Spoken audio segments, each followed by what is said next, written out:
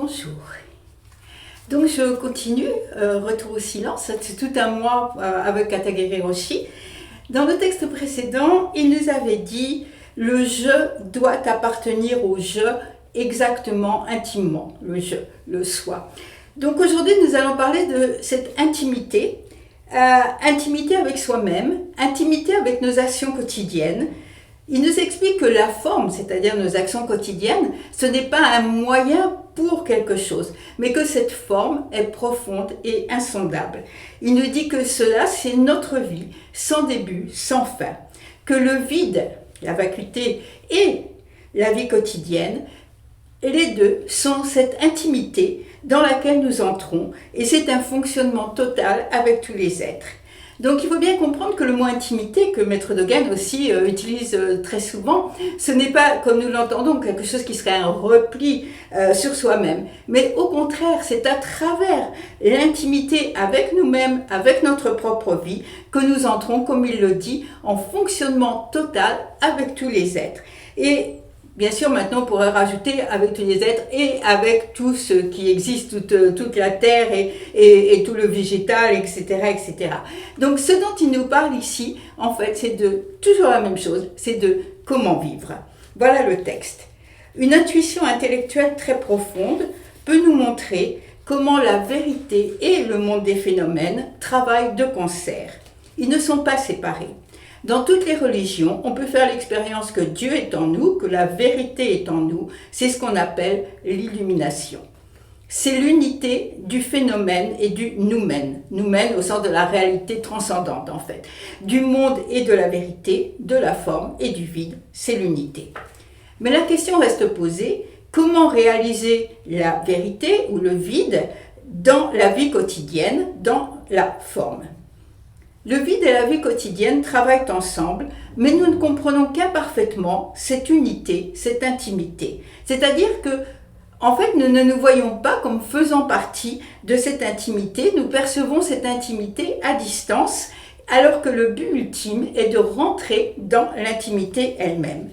Donc l'autre fois, on avait dit, enfin cette expression que je trouve intéressante, c'est que nous avons parlé de faire partie de la connaissance qui existe pour nous, en nous et à chaque instant de notre vie. Et aujourd'hui, le but ultime, c'est d'entrer dans l'intimité elle-même, parce que c'est là que nous devons vivre notre vie quotidienne. Et bien sûr, à ce moment-là, la question se pose du comment.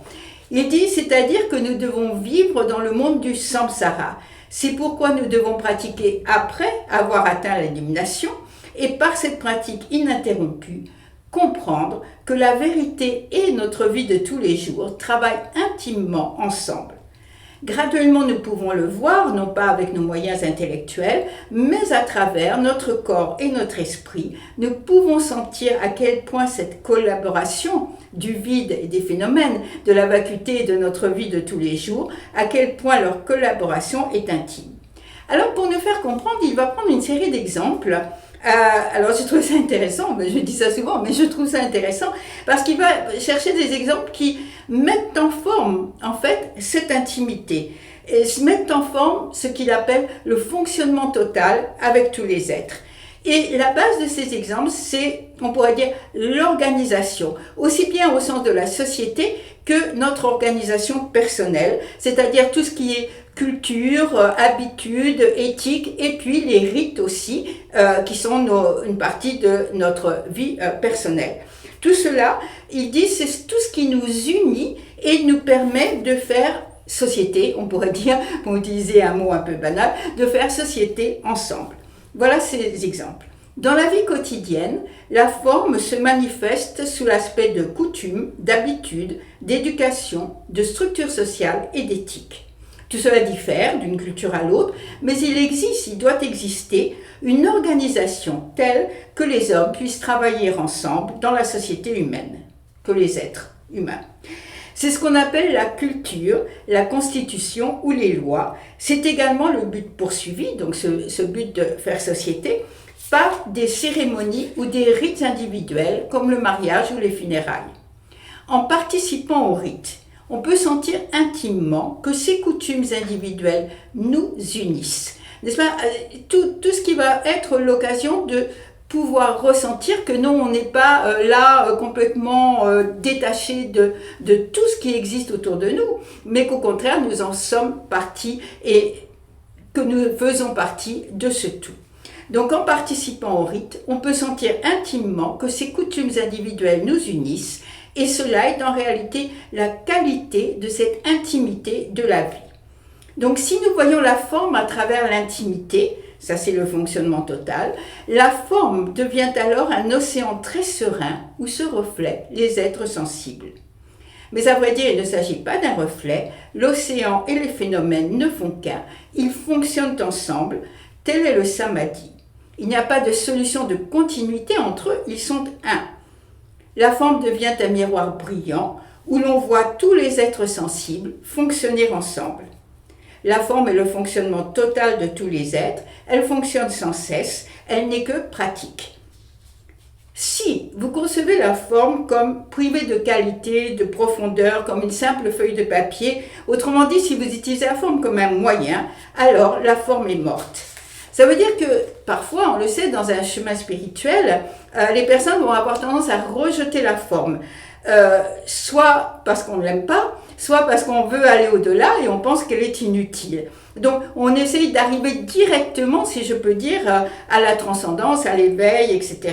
Mais ça, tous les maîtres, on l'a dit, on l'a redit, tous les maîtres nous le disent, les deux ne peuvent être séparés. La forme n'est pas un moyen, elle est la vie universelle. Maître Dogen nous rappelle souvent qu'il n'y a rien à rejeter, que c'est par et avec et à travers notre corps et esprit que nous réalisons l'éveil. Donc il dit, nous pouvons participer à notre vie individuelle comme à la vie universelle dans chaque chose que nous faisons. Cette expérience de l'intimité n'est pas une pratique particulière. Au moment où on fait zazen, où on offre l'encens, ou voilà. Cette expérience d'intimité n'est pas une pratique particulière, sinon elle serait évidemment très limitée. Ce n'est pas une pratique particulière à laquelle nous devrions nous consacrer en dehors de la vie quotidienne. Nous devons voir l'intimité dans la forme de la routine quotidienne. La routine quotidienne est la pratique de l'intimité, c'est la pratique de base qu'il nous faut poursuivre éternellement. Poursuivre éternellement, c'est-à-dire cette pratique sans début, sans fin, qui n'a pas un point d'arrivée où nous aurions en quelque sorte dépassé la forme, parce que nous allons au-delà du par-delà, comme dit le texte, avec la forme et dans la forme. Et c'est ceci qu'il appelle connaissance ou intimité. Nous faisons partie. Nous ne pouvons pas nous détacher pour monter directement au ciel. Maître Dogen nous dit, quand nous sommes intimes avec quelque chose, cette chose n'existe plus et nous non plus. Pas de traces, pas de reste, on l'a déjà dit aussi. Et un autre maître complète, nous entrons dans un univers qui est sans limite, un univers qui n'a ni commencement ni fin. À ce moment-là, toujours pour rester avec Maître Dogen, tous nos actes quotidiens sont Butsuji. Butsu c'est Bouddha, Ji c'est le travail. Donc tous nos actes quotidiens deviennent un travail de Bouddha, que ce soit de faire la vaisselle ou laver ou aller travailler, prendre le bus, etc. Ce n'est pas réservé à un moment spécial de la méditation, de l'hôtel, etc. Mais tous nos actes, à ce moment-là, nous vivons notre vie dans le fonctionnement total de la réalité.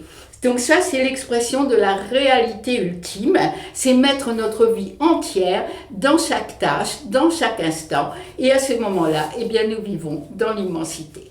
Merci.